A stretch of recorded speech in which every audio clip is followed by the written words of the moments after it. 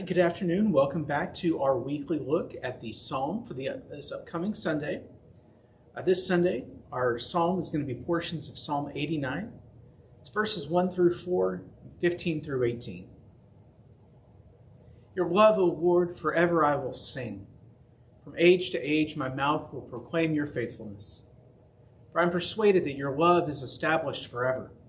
You have set your faithfulness firmly in the heavens. I have made a covenant with my chosen one. I have sworn an oath to David, my servant. I will establish your line forever, preserve your throne for all generations. Happy are the people who know the festal shout. They walk, O Lord, in the light of your presence. They rejoice daily in your name. They are jubilant in your righteousness. For you are the glory of their strength. By your favor, our might is exalted. Truly the Lord is our ruler. The Holy One of Israel is our King.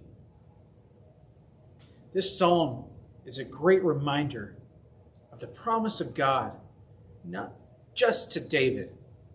Although he did promise David that one of his descendants would sit on the throne of Israel forevermore, it's God's promise to us as well. You see, that promise that God made to David, it didn't turn out quite like you would think. Rules for kings and dominions, where the title of king is passed down from one generation to another generation to another. Because, well, that's not quite the story of the people of Israel. You see, they would go into exile, and then God would call them back and rebuild them as a nation. And then they would err and turn away from God. And then they would go into exile again. And God would bring them back. And through all this, in the midst of all the chaos, God does put one of David's descendants on the throne. That's Jesus. Jesus comes from the line of David. And with his death, resurrection, and ascension, he ascends to the throne and rules not just Israel, but the entire universe which he created. And we get to be happy in that. We get to know the festal shout. We get to rejoice in his name because he is our strength.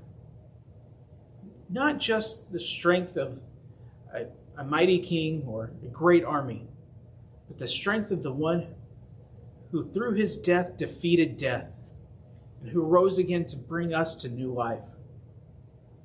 We get to rejoice not in the power of an army or political power, but we get to rejoice that we are subjects of the King of Kings and Lord of Lords, the one who sits on the throne not just temporarily until a new generation surpasses him, the one who sits on the throne now and forevermore.